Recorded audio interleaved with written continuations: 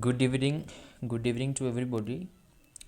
This is Krishna Suthar, and in today's module, we will discuss about the poem "The Evening Rainbow." Okay, written by Robert Sade.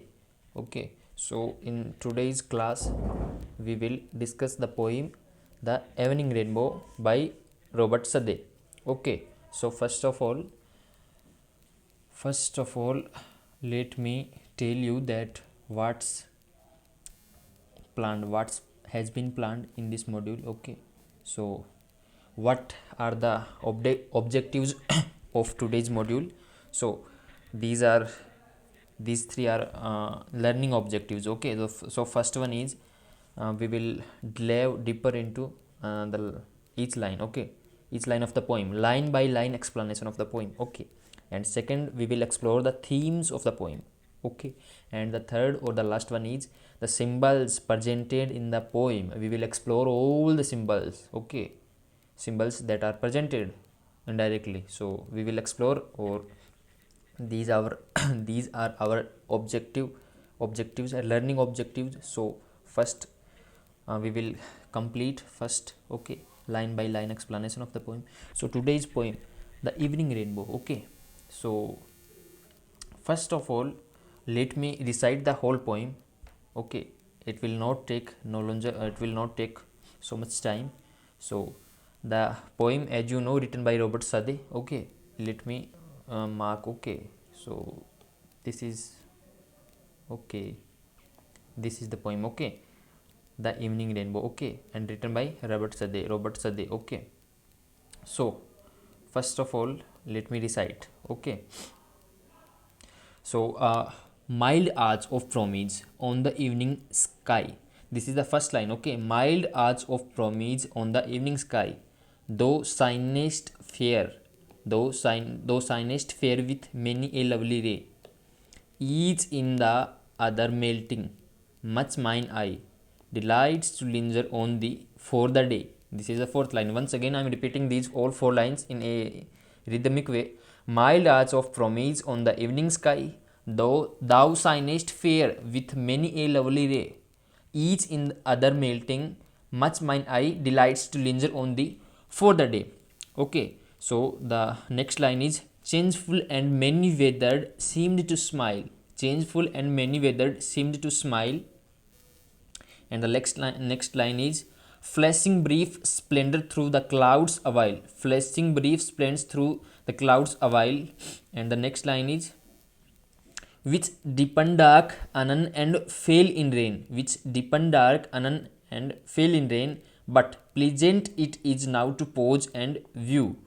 But pleasant is it now to pause and view thy various tints of frail and watery hue, and think the storm shall not return again. Such is the smile that pity bestows on the good man's pale cheek when he, in peace, departing gently from a world of woes, anticipates the world where sorrows cease. Okay, this is cease, not cease. So I have read out the text of the poem. This is so beautiful poem, and it's as well as so short poem. Okay, so no need to get worried. I have recited those who are listening in just listening. Okay, so I recited for them. So I hope that you have a idea of the poem, about the text of the poem. Let us break the each line of the poem. Okay, so as you know, the title of the poem is "The Evening Rainbow." Okay, "The Evening Rainbow." So the poet is talking about the evening rainbow, the rainbow that that is that is in evening time. Okay, so you can imagine, you can consider about the title.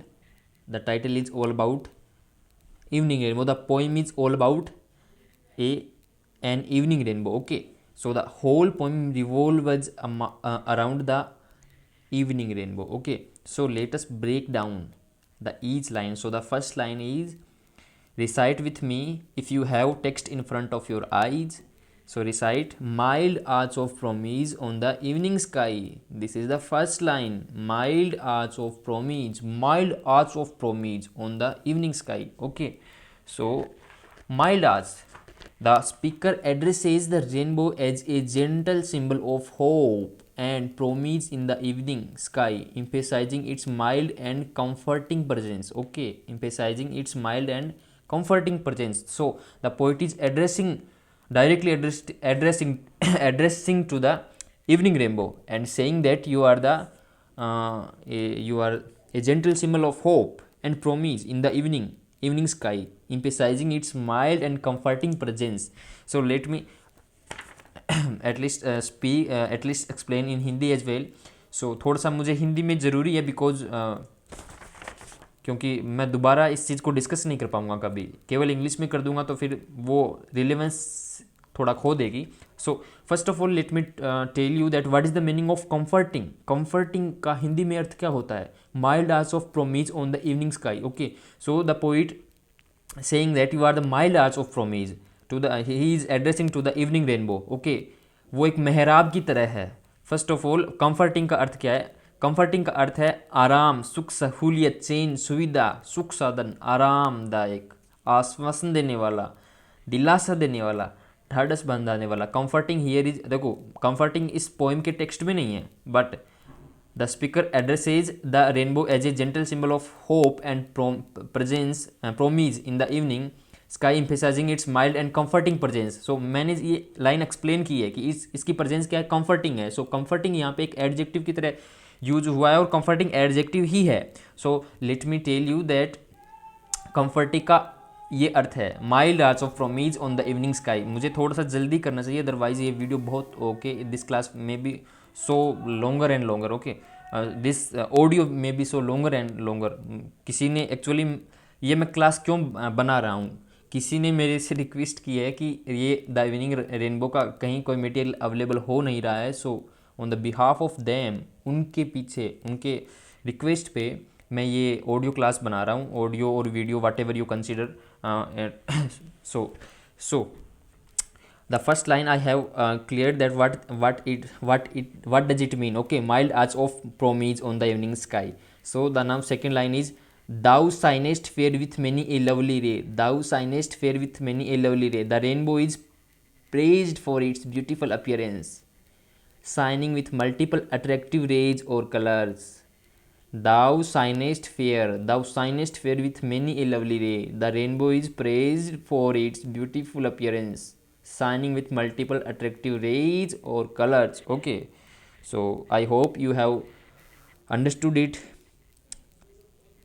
and the third line is, Hindi में मुझे लगता नहीं कि इतनी सरल चीज़ बताने की ज़रूरत है. दाउ साइनेस्ट फेयर, अगर फिर भी मैं बता देता हूँ. दाउ यहाँ पे फिर कवि है वो इवनिंग रेनबो को एड्रेस कर रहा है, उससे सीधे तौर पे बातें कर रहा है. वो कह रहा है कि thou shinest fair with many a lovely ray. The rainbow is praised. कवि यहाँ पे इस रेनबो को प्रेज कर रहा है फॉर इट्स ब्यूटीफुल अपीयरेंस, इसकी सुंदर अपीयरेंस के लिए. ओके, और साथ में बता रहा है कि हाउ ये रेनबो कैसे साइन कर रहा है, how is this rainbow getting shined. Okay, shining with multiple attractive raise.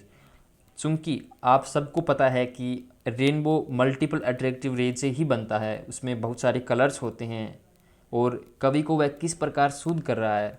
So the poet is saying that thou shinest fair with many a lovely ray. And the third line is each in the other melting.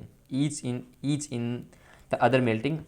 So यहाँ full stop आ जाता है. जिसके सामने text है, text खोल के रखो. हालांकि मैं टेक्स्ट प्रोवाइड करवा रहा हूँ, but for those who are listening, open the text in front of their eyes. each in the other melting, much mine eye. okay, describes the blending or merging of the rainbow's colors into one another, creating a harmonious effect.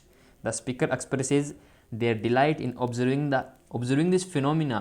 okay, so चूँकि rainbow में बहुत सारे colours होते हैं और वो melt कर रहे हैं एक दूसरे में, मेल्ट कर रहा है, तो कितना मतलब अच्छा लग रहा होगा. सो पोइट यहाँ पे बता रहा है each in the other melting. इस लाइन का अर्थ क्या हुआ?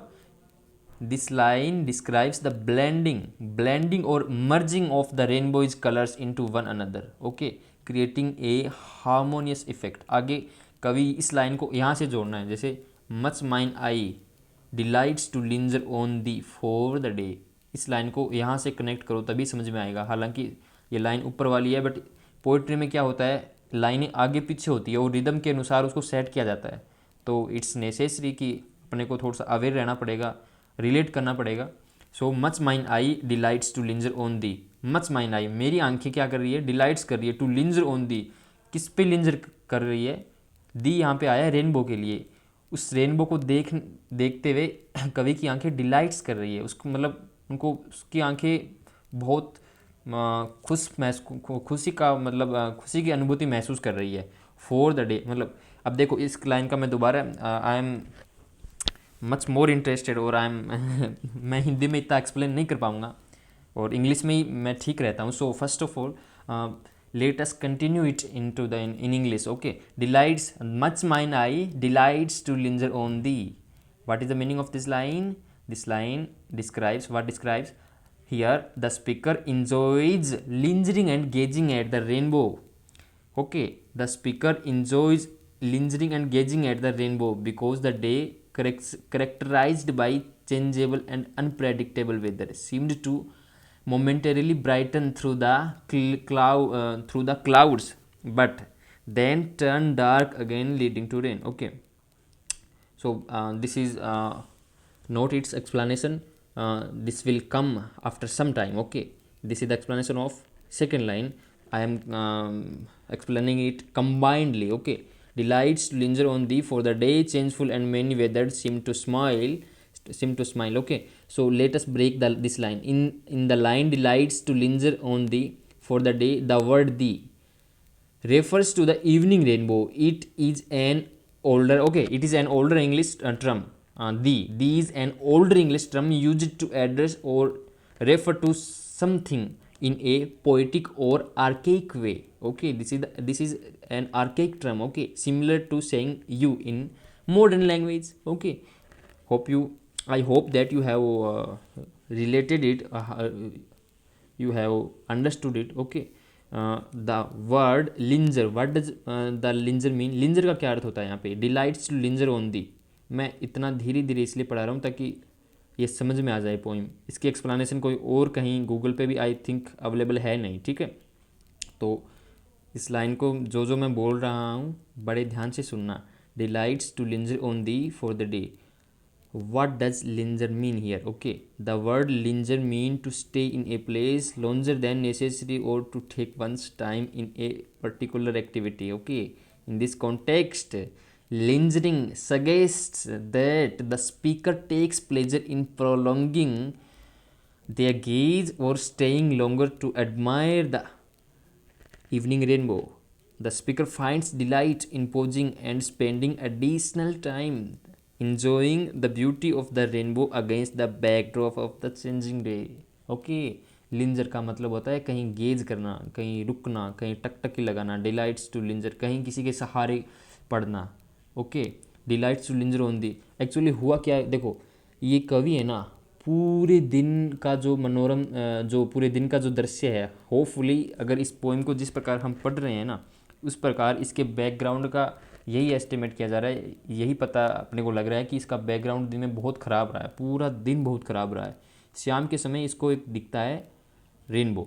ओके, तो ये रेनबो देखता है और रेनबो देखने के बाद में इसको बहुत सहानुभूति महसूस होती है इसकी आंखों को, सबको मतलब ये बहुत खुश होता है. सो इसकी आंखें क्या कर रही है, डिलाइट्स कर रही है टू लिंजर ऑन दी. ये इसकी आंखें चाह रही है कि मैं केवल उस रेनबो को ही देखूँ. आ गई आपके बात समझ में? Okay, for the day changeful and many withered seem to smile. इस लाइन को अब यहाँ से कनेक्ट करना है. इस लाइन को देखो यहाँ पे इसकी कॉमा आ गई है, फॉर द डे ये लाइन है, इसको यहाँ से इस पूरी लाइन को कनेक्ट करो. अब ये बता रहे हैं ना, for the day changeful and many withered seemed to smile.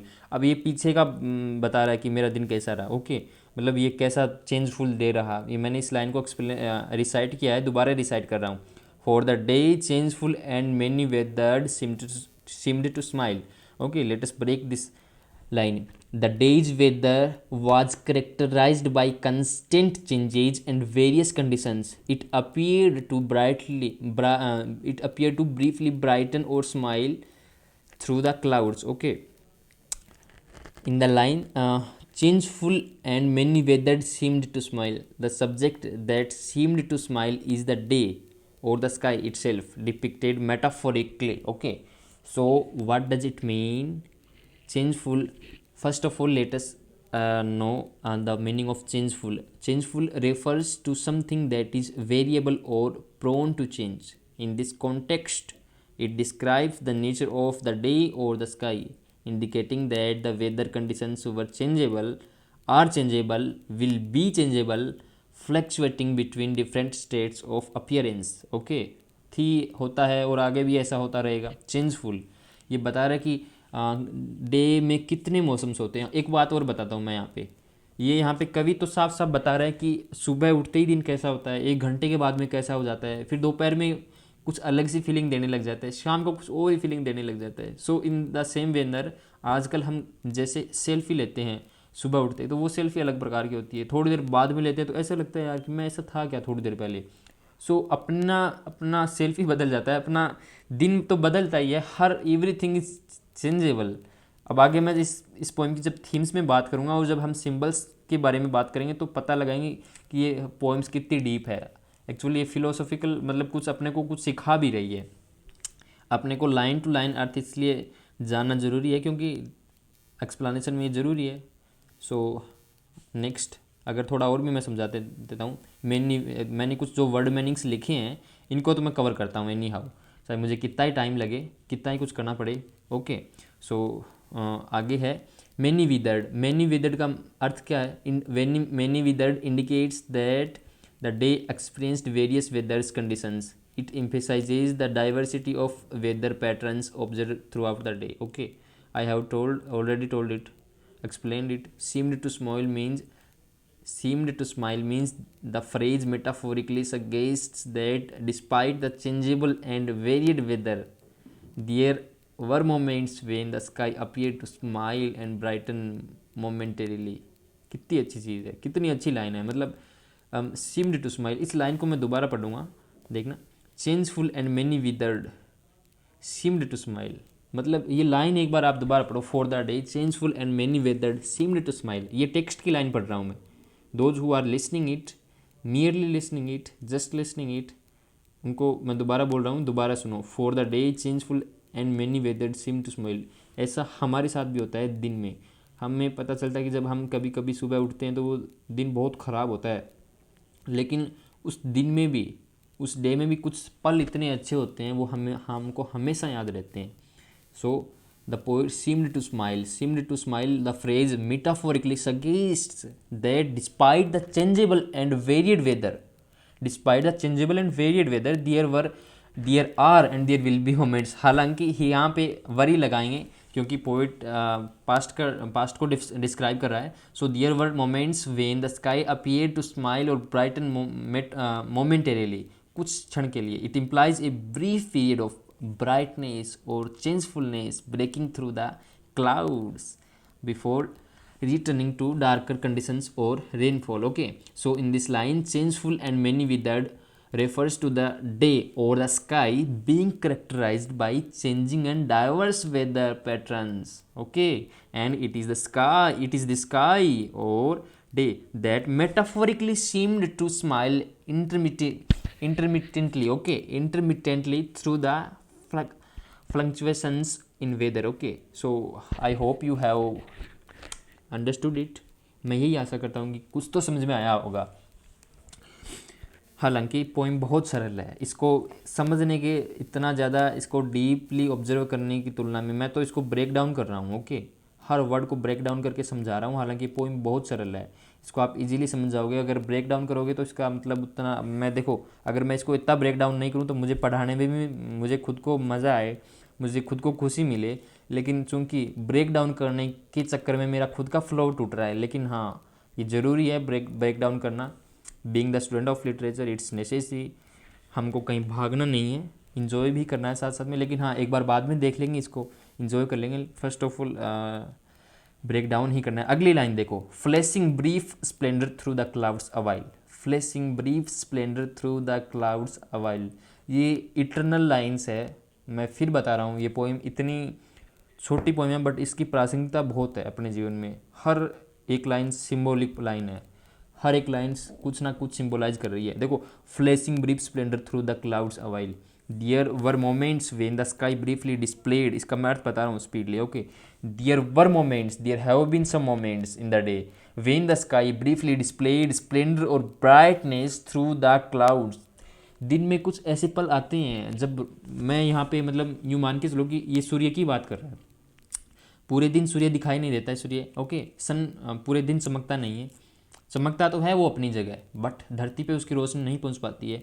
So in the same manner happiness हर बार नहीं पहुंच पाती है, पूरे दिन हैप्पीनेस संभव नहीं है, कुछ पल दुख के भी होंगे, कुछ पल सुख के भी होंगे, लेकिन फ्लैशिंग ब्रीफ स्प्लेंडर, वो बीच बीच में फ्लैश करेगी खुशी, चमक और सूर्य की रोशनी। अदर और we call moments when the sky, अब इसको क्योंकि स्काई को अगर एड्रेस कर रहे हैं तो स्काई ब्रीफली डिस्प्लेड स्प्लेंडर और ब्राइटनेस, चूँकि आसमान भी बहुत कुछ सिंबलाइज करता है। स्काई ब्रीफली डिस्प्लेड स्प्लेंडर और brightness through the clouds, okay. Once again let us break down the line, flashing brief splendour through the clouds awhile word by word, हालांकि मैं इसको कवर कर चुका हूँ, लेकिन but once again, okay, exploring their meanings and potential symbolic representations in life, okay। मैं briefly बता रहा हूँ flashing, what is the meaning of flashing? Flashing means the term flashing refers to something that shines or emits sudden bright light or flashes intermittently, okay। Flashing refers to something that shines or emits sudden bright light or flashes intermittently, okay। And इसका symbolism क्या होगा life में, what does it symbolize, what does it symbolize in our life? Symbolically flashing can represent moments of sudden brilliance और inspiration in life, unexpected bursts, unexpected bursts, BURSTS, okay. होता है ना कई बार दिन में कि हम कभी सोचते भी नहीं है कि यार ये खुशी आने वाली थी और वो आती है, मतलब कभी कभी अपने को दिन में कोई मिल जाता है जिससे हम बहुत कुछ, जिसको हम चाहते हैं, हमने सोचा नहीं होगी ये मिलेगा, या फिर कुछ भी मान के चलो, अनएक्सपेक्टेड बर्ड्स ऑफ पॉजिटिविटी और ब्रीफ इंस्टेंसेज ऑफ क्लैरिटी और इंसाइट अमिडेस्ट अनसर्टेनिटी और obscurity, okay. So this is the flashing, this is the meaning of flashing and this is the symbol of flashing. So brief means, what does brief mean, what does the word brief mean? Brief indicates something that lasts for a short duration, something transient or fleeting, बहुत ही छोटा, brief का मतलब बहुत छोटा होता है। And what does it symbolize? It represents the transient nature of certain experiences, reminding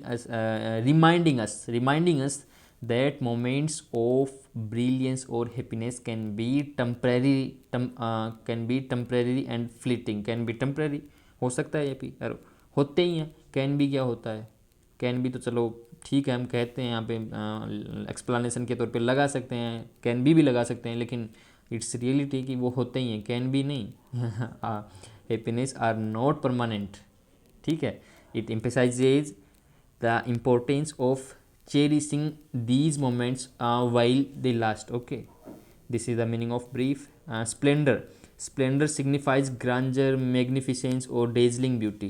Symbolizes, what does it symbolizes? It reflects moments of exceptional beauty, splendor, joy or greatness in life. It can represent the extraordinary or remarkable events or experiences that stand out amidst the ordinary, okay। Splendor that is grandeur, magnificence, dazzling beauty, through suggests the passing from one side or point to another, indicating a passage or moment, okay। through, यहाँ पे देखो पूरा दृश्य आसमान का है, वहाँ पे कैसे कवि स्काई को एड्रेस कर रहा है, कैसे कवि स्काई और सूर्य की जो रोशनी है उसको इनडायरेक्टली कैसे रिलेट कर रहा है, इसको मतलब समझना, इसको एंजॉय करना। मैं इसको हर एक वर्ड को ब्रेक डाउन कर रहा हूँ, मुझे खुशी नहीं मिल रही है यार, लेकिन सच में सॉरी, मैं थोड़ा सा ज़्यादा इनफॉर्मल हो गया, sorry for that, for those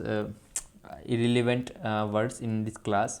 So but हाँ ये ज़रूर है कि हमें खुशी नहीं मिल रही है, लेकिन ज़रूरी है कि being the student of literature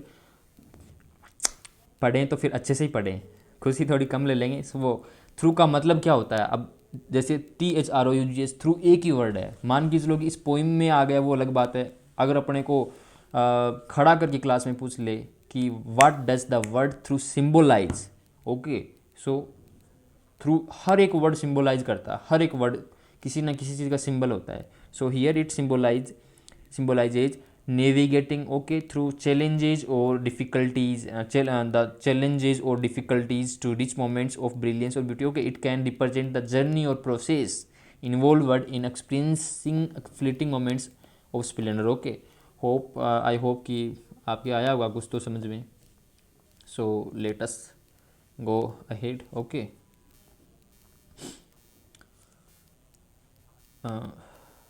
ठीक है, मैं ये लाइन दोबारा पढ़ रहा हूँ इसको।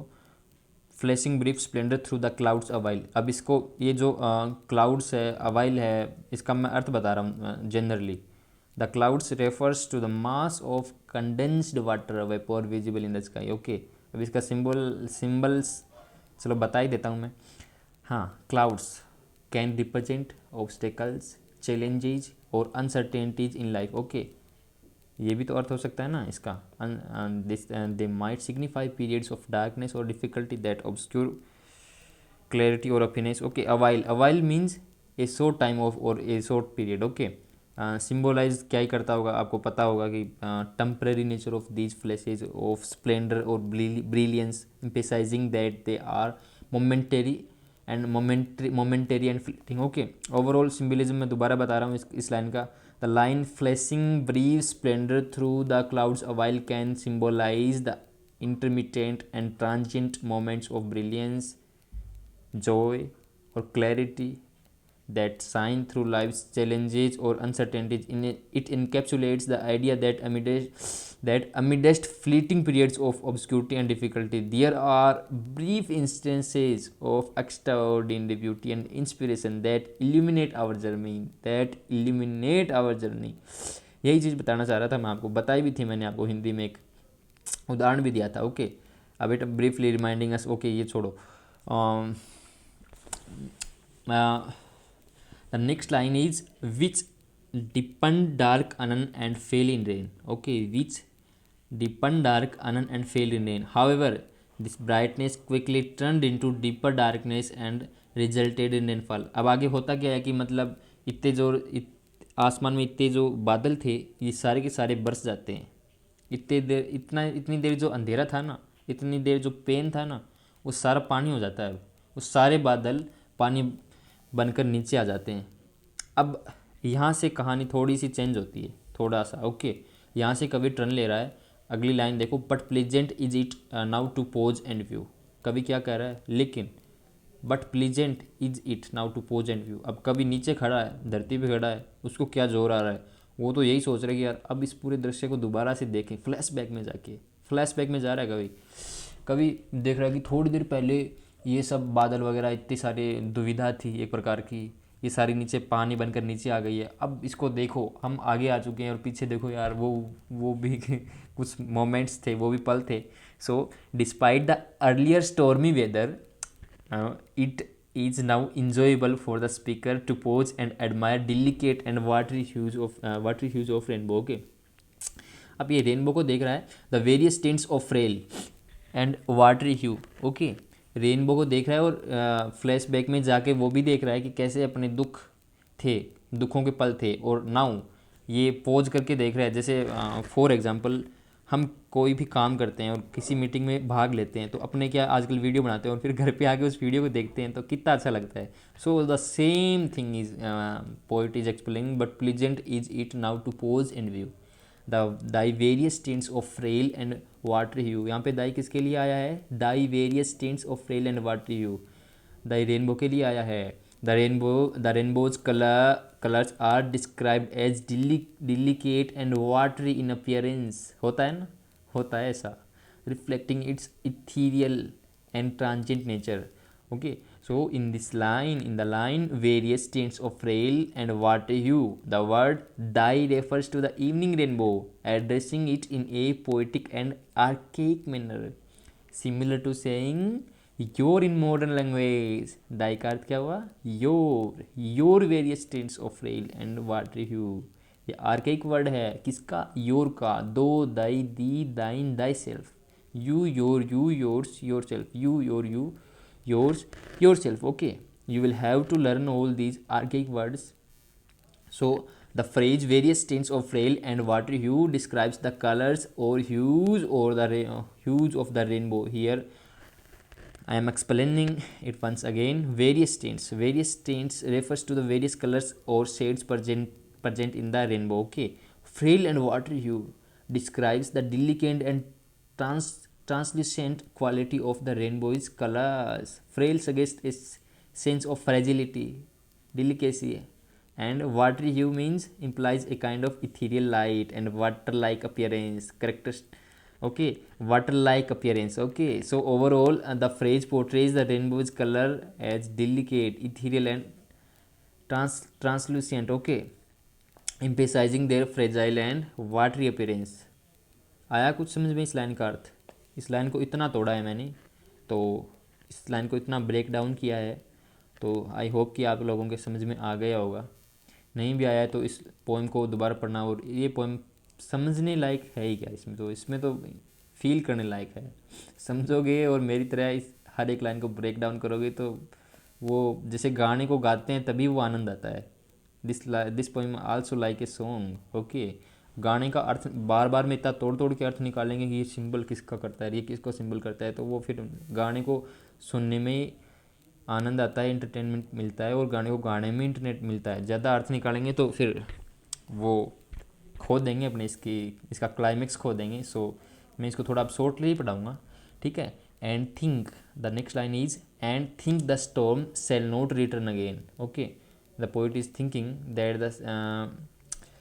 the storm will not return again. Okay, there is a sense of relief or reassurance in believing that the stormy weather won't return.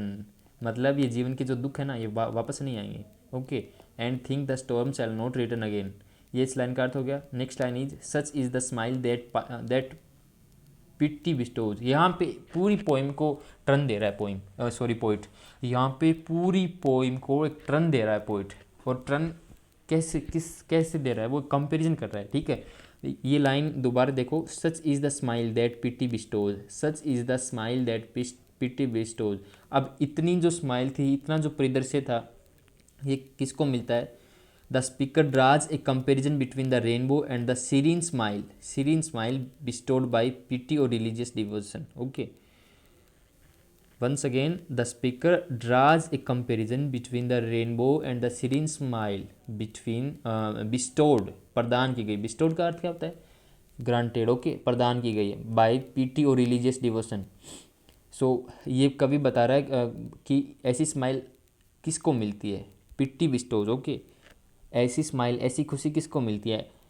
We will अपने को अगली लाइन पढ़नी चाहिए और अगली लाइन से रिलेट करते हैं. On the good man's pale cheek when he in piece.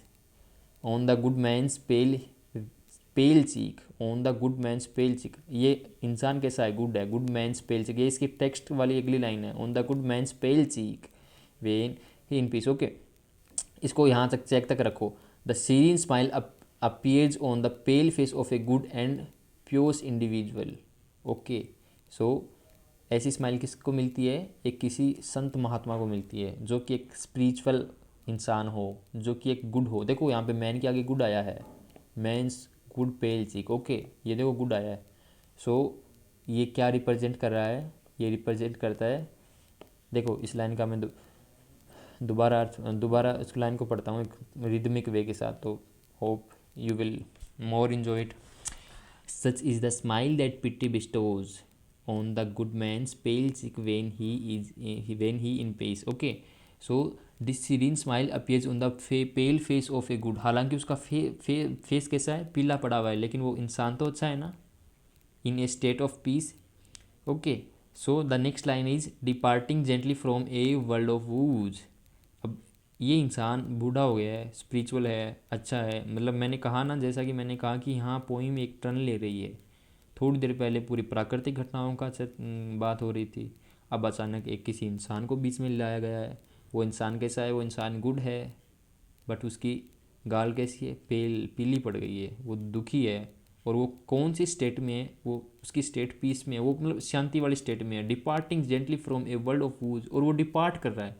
कौन कहाँ से डिपार्ट कर रहा है? एक ऐसे संसार से डिपार्ट कर रहा है जहाँ पे दुख ही दुख भरे हो। वूज का क्या अर्थ होता है? वूज का अर्थ होता है sadness. Okay, so the good is the man is departing from a world filled with troubles, the good individual is living this world peacefully which is often filled with sorrows and difficulties. Okay, so now the last line anticipates the world where sorrows cease.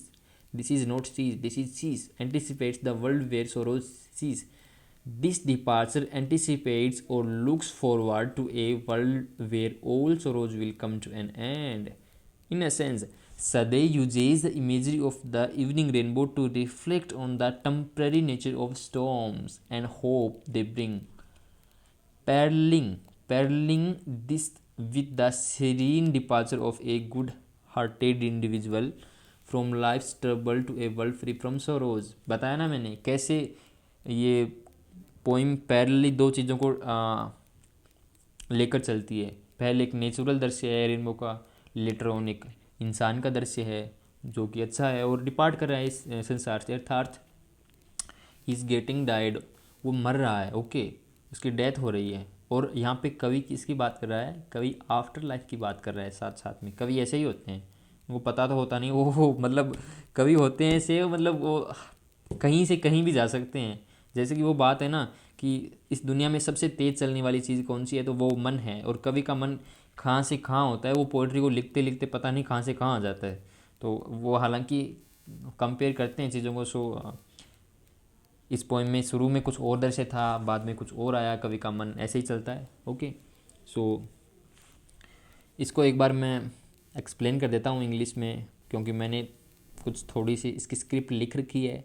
So I would like to decide such is a smile that pity bestows on the good man's pale cheek when he in peace departing gently from a world of woes anticipate the world where sorrow is। ये तो इसकी text की line है, ठीक है।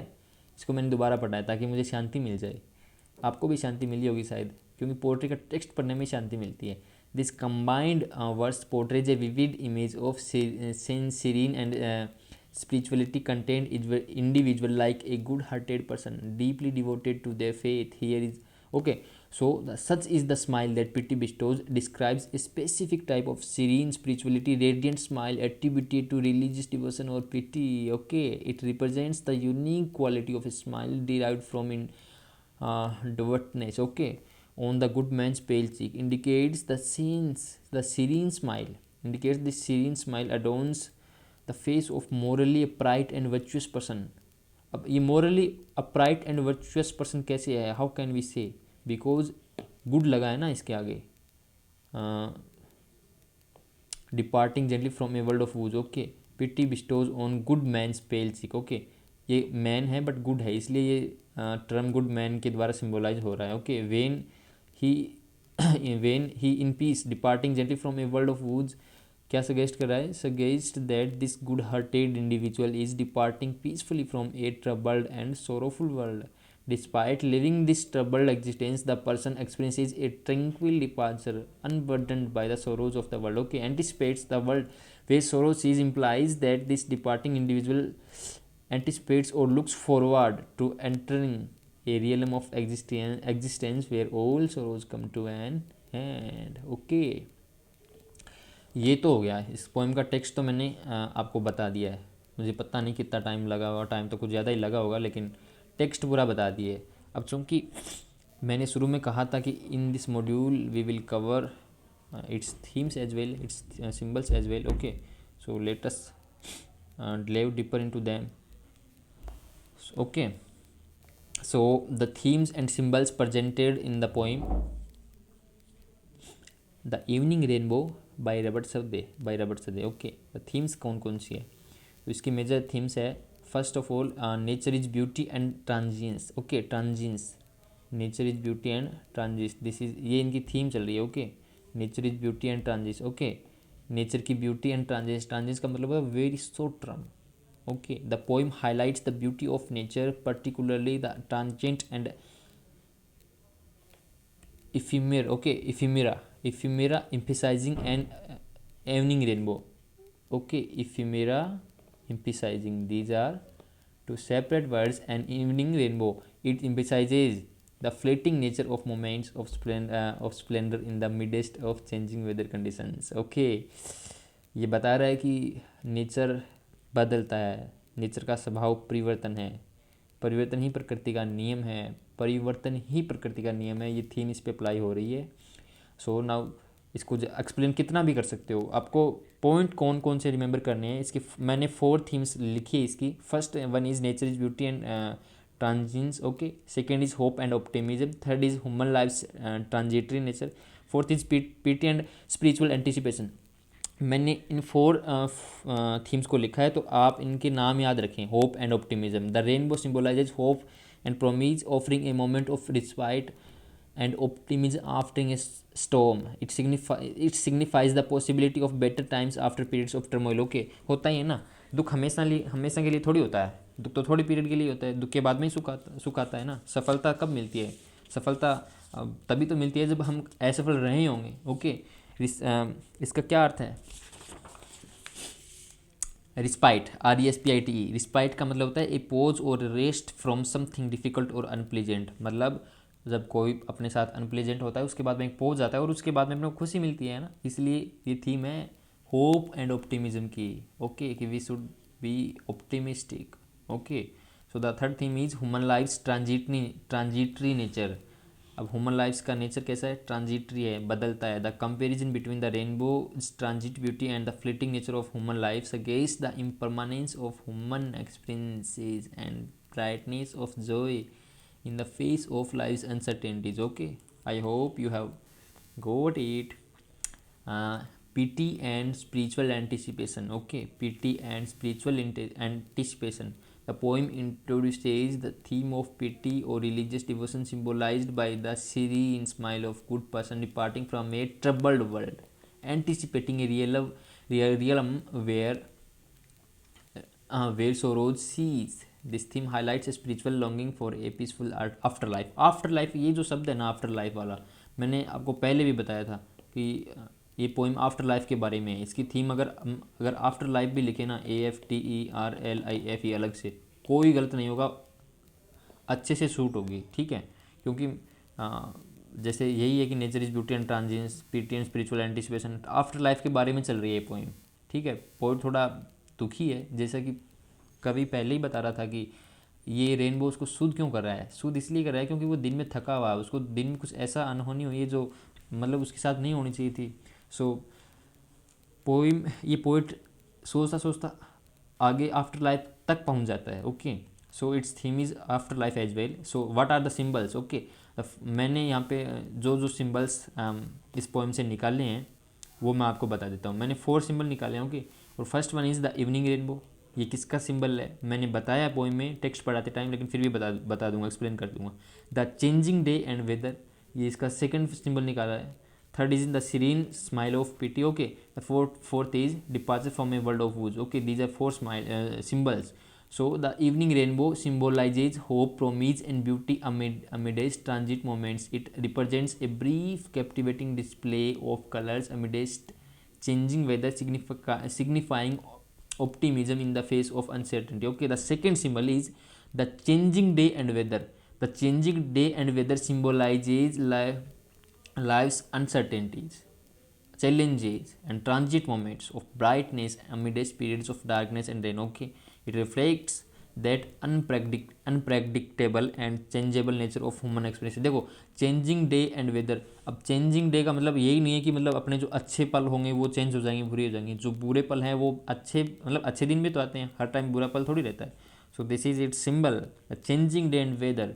The third symbol is the serene smile of pity. Okay, the serene smile of pity, what does it symbolize?